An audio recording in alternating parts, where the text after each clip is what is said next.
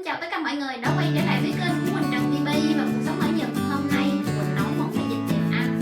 Quỳnh sẽ chia sẻ cho mọi người về cách nấu nhanh gọn lẹ Quỳnh hay nấu ăn trong gia đình. Và món này ăn thì rất là bổ dưỡng luôn trong cái mùa dịch này. Nếu mà mọi người thích cái món này mời mọi người cùng xem hết video của ngày hôm nay nha. Trên bàn của Quỳnh đây là những cái nguyên liệu mà hôm nay Quỳnh đã chuẩn bị. Vào Quỳnh trộn để cho nó ra bớt những cái chất hôi tanh đi nha. Và cái phần xương ống này Quỳnh sử dụng ở đây là tổng cộng là 700g, cho nó ra được hết những cái chất dơ. Phía kế bên thì Quỳnh chuẩn bị một cái nồi nước. Nồi nước này thì Quỳnh đổ vào đây là 2 lít nước. Và bên trong nồi này là nửa cúc củ hành tây, hành tím đập dập, 3 tép tỏi, 1 muỗng cà phê muối, một ít rượu nấu ăn.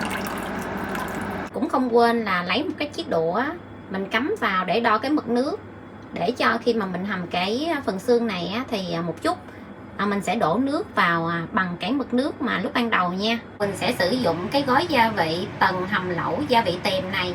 Thì khi xưa thì mình phải ra tiệm thuốc bắc mình mua rất là nhiều loại gia vị, mình về mình nấu thì nhiều lúc mình mua nó nhiều với lại nó không đủ liều lượng, hoặc là nhiều hơn số lượng mình nấu ra thì cái vị nó sẽ đậm đặc.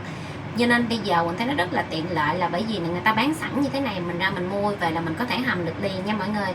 Và ở trong đây thì nó có là Hoài Sơn, táo tàu, thục địa, kỷ tử, đẳng sâm, xuyên khung, gừng, đỗ trọng, đương quy, bạch chỉ, cam thảo, trần bì. Cái gói này thì mình dùng được là cho 2 lít nước và mình có thể nấu được rất là nhiều món luôn, như là gà ác nè, vịt, bồ câu hoặc là giò heo. Rất là dễ nấu nha mọi người.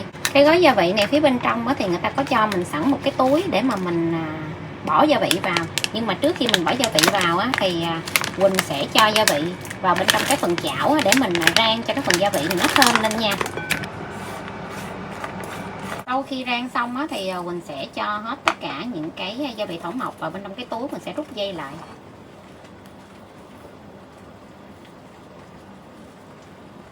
Cái nồi xương Quỳnh hầm nó lên những cái bọt dơ như thế này thì Quỳnh sẽ vớt đi sạch hết những cái lần bọt này nha. Sau đó thì Quỳnh sẽ cho cái túi gia vị thảo mộc vào, Quỳnh hầm chung với phần xương này luôn. Vịt hôm nay Quỳnh sử dụng là con vịt này nặng là 1,6 kg và Quỳnh đã chà rửa sạch sẽ bằng rượu, gừng và muối, và Quỳnh đã cắt luôn cả những cái túi dầu ở phía phần cái phao câu của vịt nha mọi người. Khi mình đem cắt vịt ra đó thì Quỳnh sẽ dùng cái bàn xăm, mình xăm lên trên mình của vịt như thế này, để khi một chút nữa mình ướp gia vị thì vịt nó sẽ thấm hơn. Vì hôm nay mình tiềm cho nên mình làm như thế này thì nó thấm và nó sẽ ngon hơn nha. Sau khi xăm vịt xong thì Quỳnh sẽ cắt vịt ra, thì mọi người có thể cắt vịt ra làm là 4 phần hoặc là 6 hoặc là 8 phần nha. Pha gia vị để mà mình ướp vịt luôn, Quỳnh sẽ cho vào đây là 4 muỗng bột nêm, 1 muỗng cà phê bột ngọt, 3 muỗng cà phê đường, 1 muỗng bột hành, 1 muỗng cà phê bột tỏi, 1 muỗng cà phê bột gừng, 1 muỗng cà phê tiêu, 1 muỗng canh dầu mè, 1 muỗng canh nước tương. Thì là Quỳnh dùng là đá soy sauce nha mọi người, hay còn gọi là hắc xì dầu á. Mình sẽ cho vào đây là 1 muỗng canh. Rồi cái phần hỗn hợp mình mới vừa pha trộn lên. Sau đó mình sẽ cho lên phần vịt. Mình đeo vào tay để mà mình ướp cái phần gia vị này cho nó khỏi dính tay nha. Mình sẽ xa đều lên cả phần trong và phần ngoài của lớp da vịt luôn. Mình cho một lớp dầu mè lên như thế này để một chút mình nướng sơ qua thì cái vịt của mình nó sẽ không bị khô. Cũng như là mình làm những cái món mà của người Hoa thì người ta hay cho dầu mè nha, thì nó mới ra đúng điệu. Và khi mà mình làm cái món của người Hoa thì hầu như thì Quỳnh thấy người ta ít có khi nào mà bỏ nước mắm nha. Người ta chỉ sử dụng nước tương hoặc là hắc xì dầu nha. Và Quỳnh sẽ để cái khay vịt này, Quỳnh cho vào bên trong tủ lạnh, Quỳnh ướp ít nhất là 2 tiếng. Quỳnh chuẩn bị một cái thau nước, Quỳnh sẽ cho vào bên trong thau nước này là 1 miếng chanh, củ sen này thì Quỳnh gọt vỏ đi, rồi sau đó Quỳnh sẽ cắt củ sen ra thành những khoanh vừa ăn.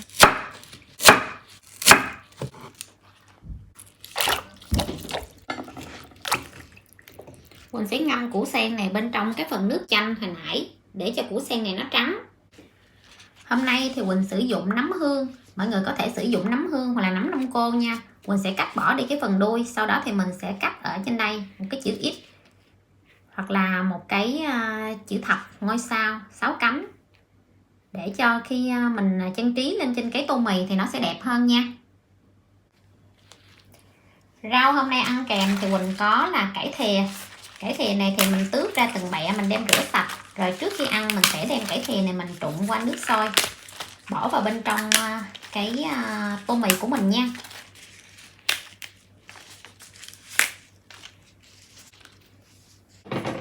Dịch sau khi mà Quỳnh ướp nãy giờ được 2 tiếng thì Quỳnh sẽ trở cho cái dịch nó thấm qua một lớp nữa để cho mình nướng hoặc là mình chiên, hoặc là mình chiên bằng nồi chiên không dầu thì nó sẽ lên cái màu đẹp hơn nha. Quỳnh lót ở dưới cái nồi là một cái lớp giấy bạc để cho cái nồi của mình nó sẽ sạch hơn.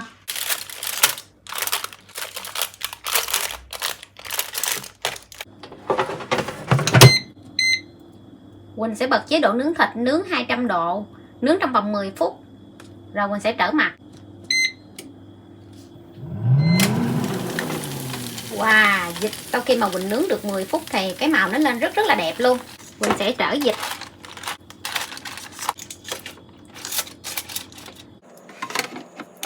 Quỳnh sẽ chọn chế độ nướng thịt. Quỳnh sẽ nướng thêm 10 phút nữa mặt còn lại. Sau khi Quỳnh nướng được 20 phút hai mặt thì Quỳnh sẽ lấy hết tất cả những cái phần vịt mới nướng ra. Trời, cái màu lên rất là đẹp luôn nha mọi người. Vịt hôm nay khi mà Quỳnh nướng bằng chảo chiên không dầu thì cái màu nó lên cũng đẹp rồi, nhưng mà Quỳnh thấy có nhiều chỗ thì nó vẫn còn trắng trắng cho nên Quỳnh quyết định là Quỳnh sẽ xối sơ qua một lớp dầu. Thì cái này mọi người có thể làm hoặc là mình bỏ qua luôn cũng được nha.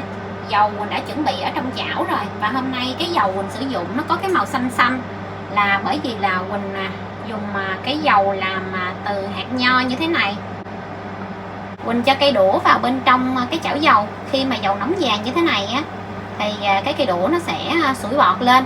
Quỳnh sẽ bắt đầu là Quỳnh cho vịt vào để mà Quỳnh xối. Quỳnh sẽ cho vịt vào bên trong cái rây á, và mình cho dầu lên. Để như vậy thì cái lớp da nó sẽ không bị áp cái mặt chảo. Mình xối lên những cái chỗ nào mà cái phần vịt nó chưa có lên màu đẹp ha.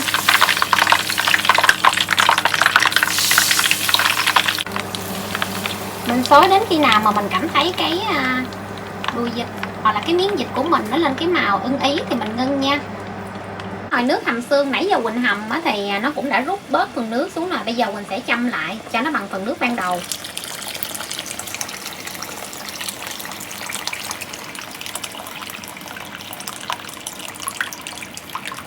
Cũng sẽ vớt luôn những cái phần rau củ ra luôn.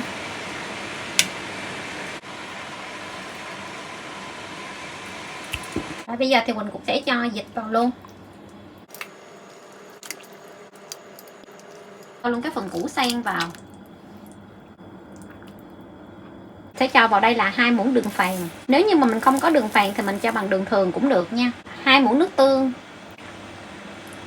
nửa muỗng canh hắc xì dầu, 4 muỗng cà phê bột nêm, nửa muỗng canh dầu mè, 1 muỗng cà phê bột ngọt.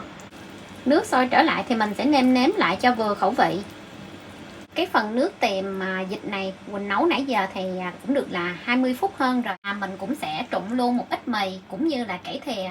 Mình trang trí ra tô mì để mà ăn luôn nha mọi người.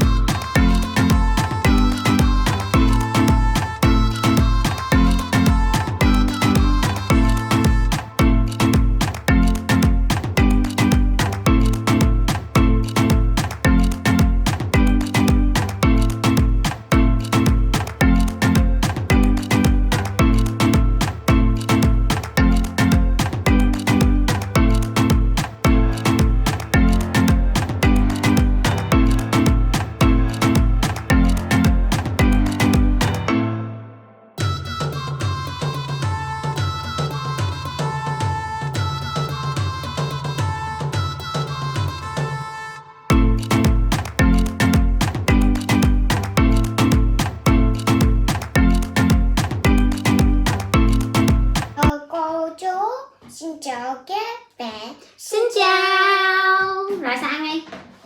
Hôm nay mình nấu mì nha mọi người, bởi vậy nó mới ăn nha mọi người. Đây, nó ăn thì nó không có ăn thịt vịt mọi người, nhưng mà mình cũng hầm nãy giờ cho nên là những cái tinh túy ở trong cái món này nó đã ra hết.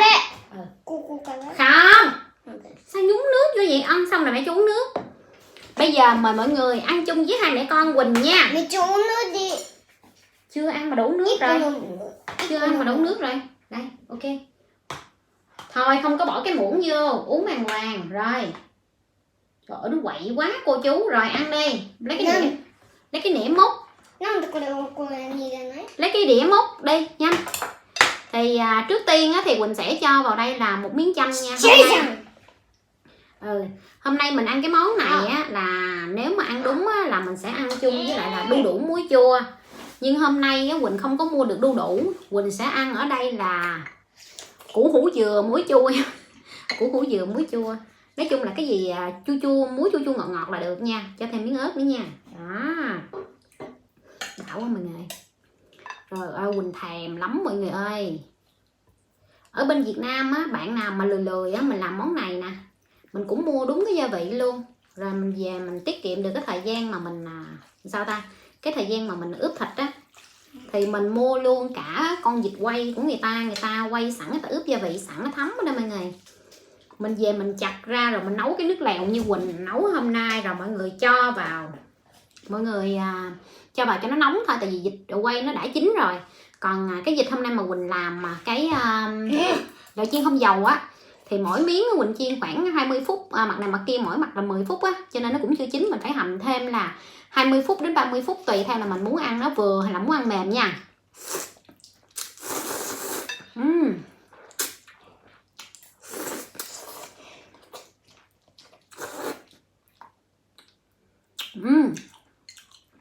Sao ngon sao? Sao vậy?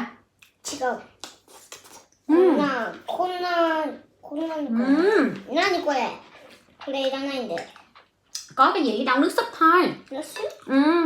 Nước súp của soju đó mẹ cũng ăn giống như Trang Sa nè, mẹ mua ấy cũng giống như Trang vậy á.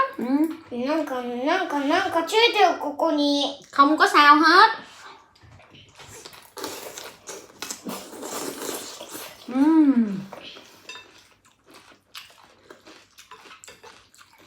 Bây giờ á,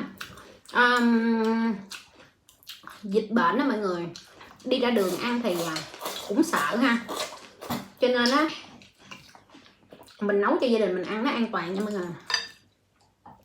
Với lại hôm nay Quỳnh chia sẻ cho mọi người cái cách nấu cái món này là nó đơn giản nhất luôn rồi đó. Mình sẽ chấm với lại nước tương nha. Trời ơi, cái màu lên đẹp rồi mọi người, cái màu lên đẹp.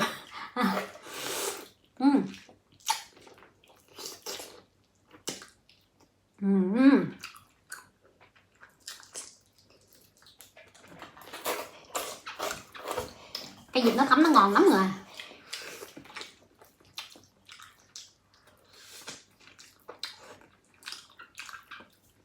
Vịt mà mình nấu cái món này mình không có sợ nó hôi nha.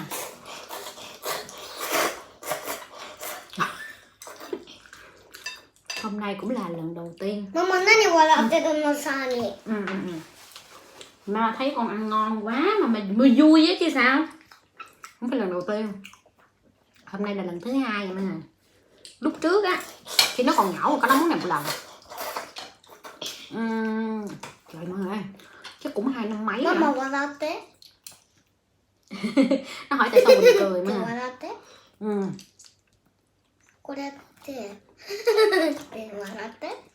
Nó hỏi tại sao Quỳnh cười, Quỳnh nói tại vì mình thấy nó ăn ngon quá cho nên mình vui mình cười.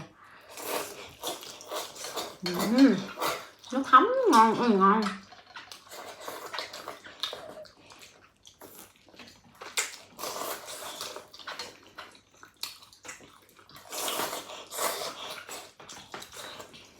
Không biết cái này ở bên Việt Nam bây giờ bao nhiêu tôm ha. Con mèo. Con mèo. Con mèo. Con mèo sao? Sao thế? Sao thích.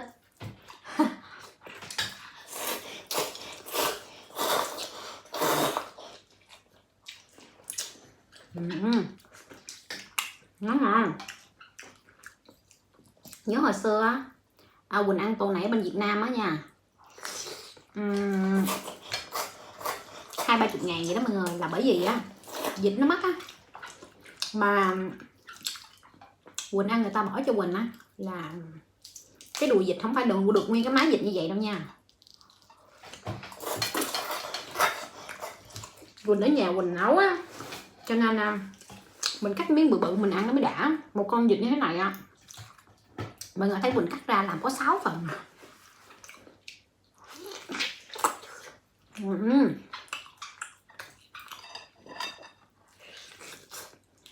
Thỏa mãn cơn thèm ăn.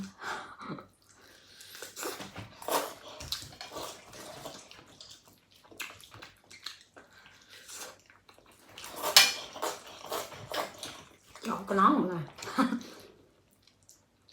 Sao miếng thịt vịt nha sao? Ok. Sao ơi? Sao miếng thịt vịt với mẹ nha. Thịt ok.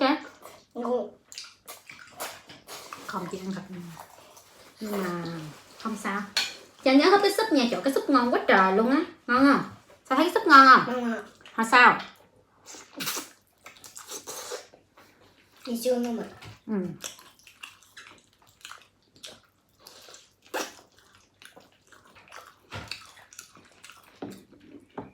Cái món này chấm với nước tương mới đúng bài nè.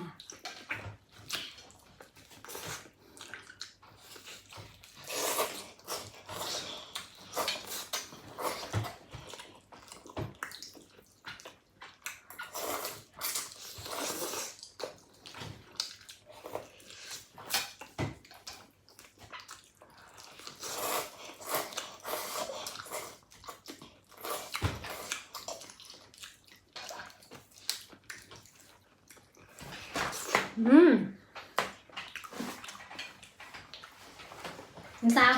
Sao hôn mẹ? Sao hôn mẹ mà hôn cái áo mày chùi cái miệng mày vô rồi có. Đúng không? Nó hôn Quỳnh lại mọi người. Cảm ơn nha.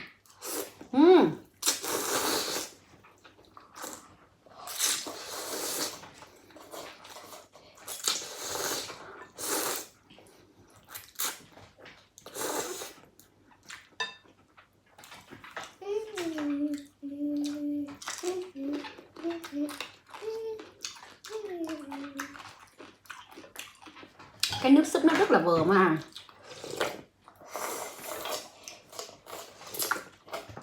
Quỳnh nêm á thì theo khẩu vị của Quỳnh nha, thì có nhiều bạn á sẽ ăn mặn hơn hoặc là lạc hơn á, thì mình sẽ điều chỉnh mọi người.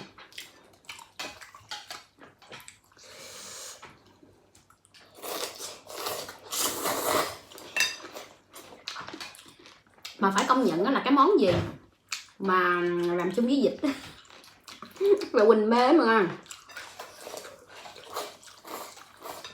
Con vịt á thì khi mà chưa làm á phải công nhận là nó hôi thiệt, nhưng mà khi làm xong rồi á mình chế biến sạch sẽ, mình làm nên ăn công gì nó bắt vậy thôi.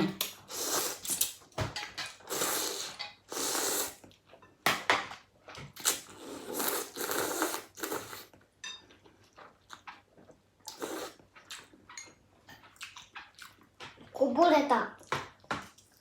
ママ、水ティッシュじゃなくて。Chua á.ティッシュ、ティッシュ。ティッシュ、ティッシュ、ティッシュ。Ăn cũng hủ dừa cũng hợp lắm mà, chung chung ngọt ngọt. あと残りは。Chung chung ngọt ngọt cay cay, thơm thơm, mùi tỏi với ớt. Với lại cái gói gia vị ngày hôm nay á, bây giờ bên Việt Nam bán nhiều nha mọi người.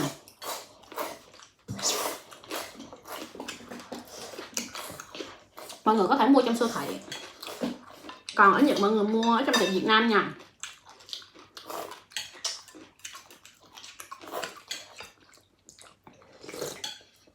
Thời buổi 4.0 cho nên giờ nấu ăn cũng tiện mà không mua đắt nhắc như xưa nữa.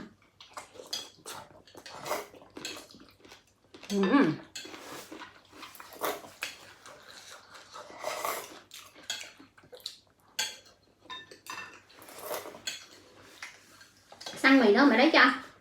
Ăn không? もう終わり。終わりな。まず残りの水は10個。Ăn hết tô mì luôn nha mọi người nè, ăn hết tô mì, trong đây nó nước không nè mọi người. Hôm nay nó làm mình vui quá mọi người, nó ăn hết luôn. Sao hấp miếng súp đi con. Bưng cái súp lên hấp, cái súp là tinh túy của mẹ, hôm nay mẹ nấu, con hấp cái súp cho mẹ vui coi. Hấp miếng súp đi, chút xíu thôi. Nè lấy cái muỗng,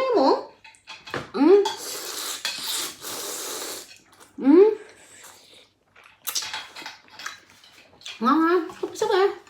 Xem là như một này. Trời ơi, Quỳnh kêu nó húp cái súp, nó nói cái súp không có gì hết trơn. Nhưng mà con húp cái súp mẹ vui. Húp đi.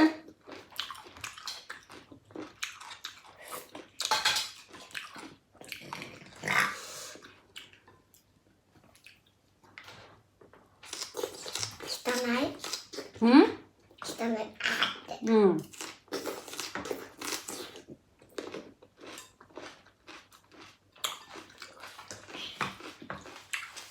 下に布団があるから大 Đây 丈 là 夫。 mẹ cho nè, ngồi đây ăn hả?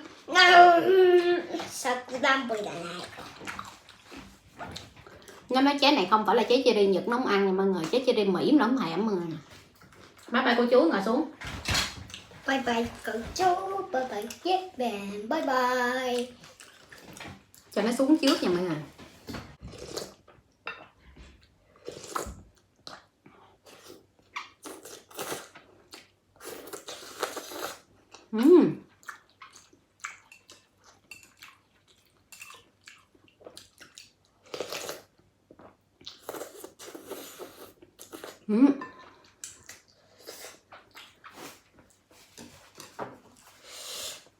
Mình sẽ ăn tiếp tới cái đùi nữa nha mọi người. Quá ngon mọi người.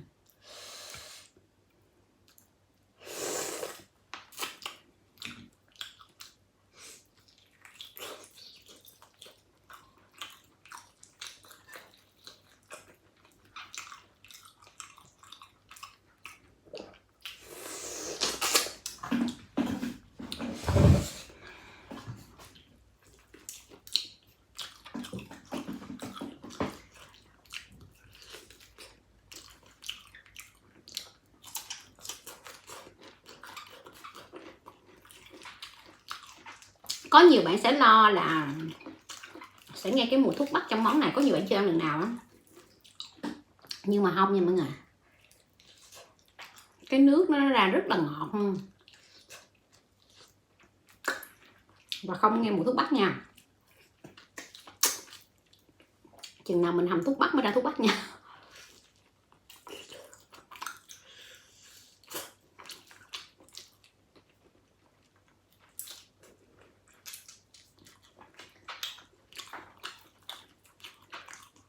Ở trong món này nó có cái gia vị đẳng sâm á, bởi vậy rất là tốt cho sức khỏe luôn.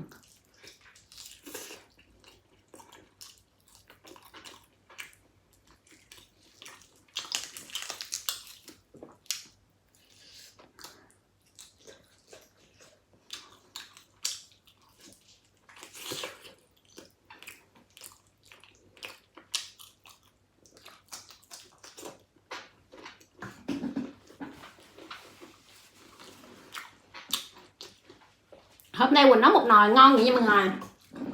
Vậy á mà kêu ông Mập xuống ăn, không có ăn mọi người. Con không có thích ăn vịt mọi người. Hồi xưa á, khi mà Quỳnh bán vịt quay á, Quỳnh nướng vịt mỗi ngày Quỳnh bán á, ông ở nhà ông nghe cái mùi cũng sợ quá. Ông không ăn mà ông cũng sợ mùi nữa.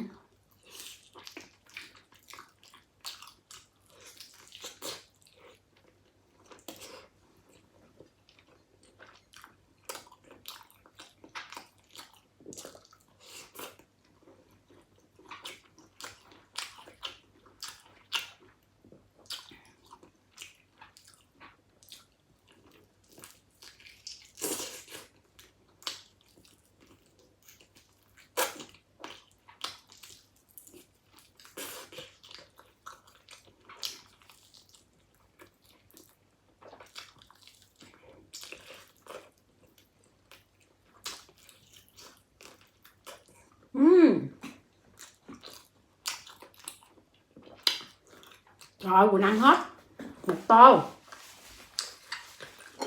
thêm 2 cái đùi nữa mà.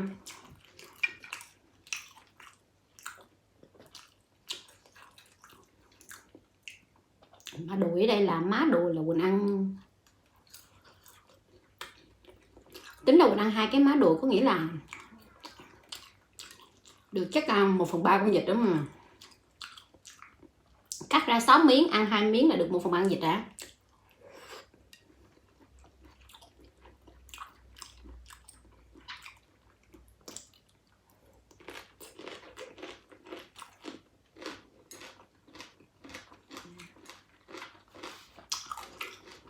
Ăn đu đủ cũng ngon mọi người, mình ăn cái này cũng ngon mà.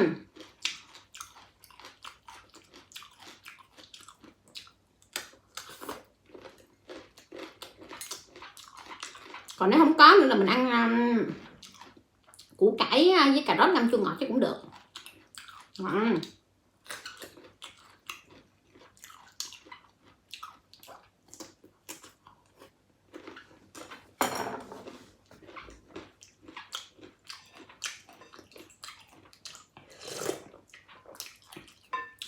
Cái nước súp trong đây nó đậm đà hơn cái nước súp ngoài đây là bởi vì á mình cho ớt, mình cho nước tương, rồi mình cho chanh nữa, bởi vì đậm đà mà.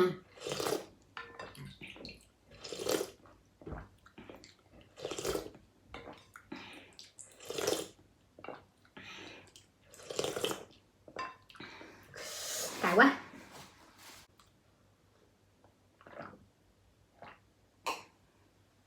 Quỳnh cho hết cả một cái chén ớt hồi nãy vô luôn, hàng gì giờ nó cay dã man. Mình sẽ ăn tráng miệng thêm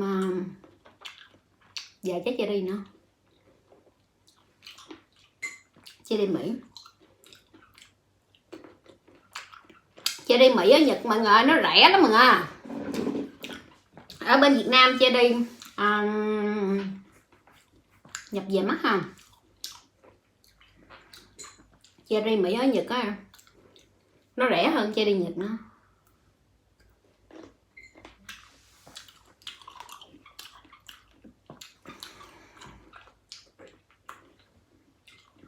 Nhưng mà Quỳnh vẫn thích ăn là cherry Mỹ là bởi vì mọi người sẽ thấy sao, cái cơm của nó dày, cái trái của nó thì nó cũng siêu to, nó bự hơn là cherry Nhật.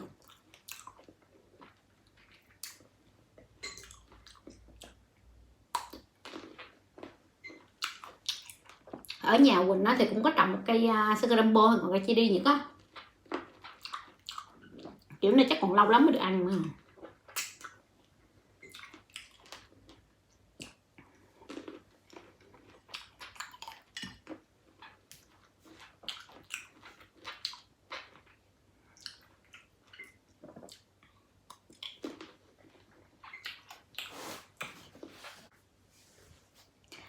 Thì mọi người ơi, cái video của Quỳnh đến đây cũng là sẽ kết thúc rồi. Quỳnh cảm ơn tất cả mọi người đã theo dõi hết cái video của Quỳnh. Nếu mọi người yêu thích cái kênh của Quỳnh, mọi người hãy bấm đăng ký, like, ủng hộ kênh giúp Quỳnh nha. Quỳnh hẹn gặp lại mọi người ở video vào ngày mai. Bye bye.